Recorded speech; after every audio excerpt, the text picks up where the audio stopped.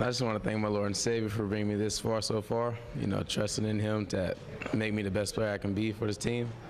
And at first, during camp, not even going to lie, it wasn't going so well, but, I just stuck with it and studied, thinking that I need to help the team out to be the best player I can be, and this is a spot that I'm put in so I can help the team out.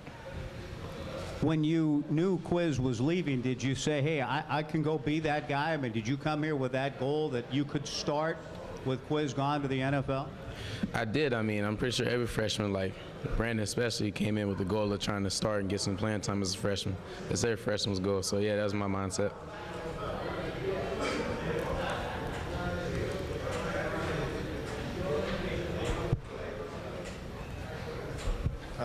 Malcolm, why do you think you earned the job? I mean, did you have the feeling that you were earning that job through camp? And how do you feel about starting Saturday in the first game?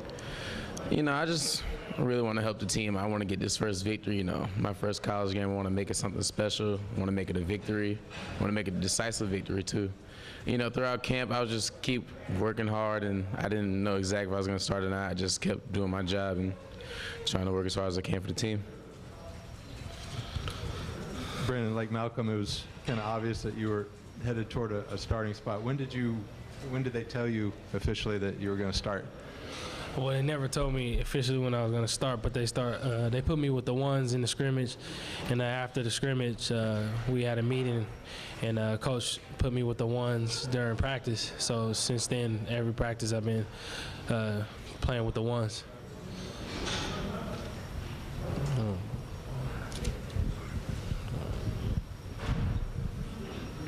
Brandon, Malcolm pretty much addressed this already. Any nerves at all? I mean, this is your first college game. You're going to be in the starting lineup here. What, jittery at all? Or? Yeah, I'm nervous, but my thought always, if you're not nervous, then you're not ready. So I think it's good to be a little nervous. I'm also excited, so I can't wait. It's been my dream to play college ball, and now it's right around the corner. Brandon, what was James Rodgers' role for you during this camp and your development and helping to learn what you're supposed to do? I mean, tell us a little bit about James's impact on you. Oh, he was just like a mentor to me. His early days, Sammy Strouder was his mentor, and he just wanted to give back. And so every day at practice, if I mess up, he'll be on me and help me overcome that. And he'd be on the side of me, just teaching me everything and studying with me and those type of things. The complexity of the playbook and the demands on you and route running and everything, the blocking, everything you're supposed to do, how is that coming along? I mean, how, I guess, complex is it compared to what you did in high school and making the transition? Oh, it's real complex compared to high school. Definitely, it's a thicker playbook, and it's like a pro-style offense. So, and as far as blocking, if you can't block, you don't play. So I knew that was a big thing coming in, and just as far as route running, that was one of my specialties, is running routes. That's what I worked on off season, and I knew I had to come in and run a lot of routes, not just run around. So I'm pretty comfortable with that now and getting the feel for that playbook. Malcolm, you said early in this press conference that you didn't feel things got off to a great start for you. Then you said something about, so I studied, I went to, was there a light that came on or a point during the camp where you kind of figured some things out in terms of, again, speaking to the playbook and the offense and what you're supposed to do? I mean, what kind of happened after that first week? Individual study time with a few people such as Sean Mannion and Jordan Jenkins, a few people like that really helped me out, and then playbook started to come along well. Like, I know pretty much most of it all right now. Still working out a few kinks, but yeah, those two really helped me out a lot. And also study time with Coach Brassfield. For both of you, but starting with Malcolm, could you talk about Ryan Katz, what he's like in the huddle and what he's like for you guys, to learn from him as a leader? Katz is the man. I mean, Katz, he throws a great ball. He also runs the offense really well. He tells us where we need to go.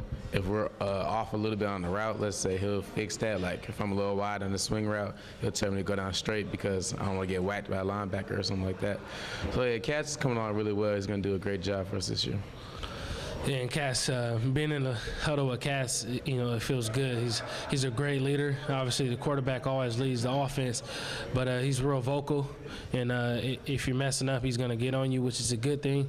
As far as throwing that ball, he throws a rock, and he has a strong arm. And I'm pretty excited to play with someone like Cass, a great quarterback.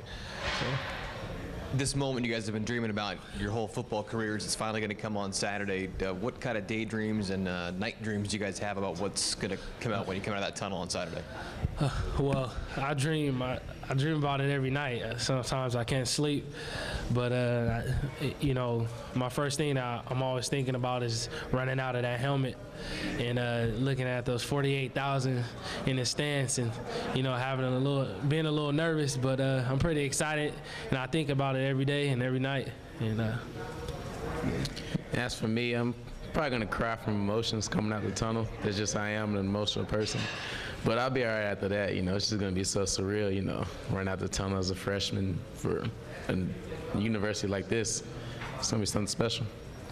Malcolm, talk about kind of the running back tradition before you. I mean, you see the guys right there on the wall. None of them started as a true freshman, so I mean, do you feel like expectations, a lot of people are going to be saying, all right, you're next in line, you got to match up to these guys? I mean, do you feel extra pressure because of all the success they've had here at running back?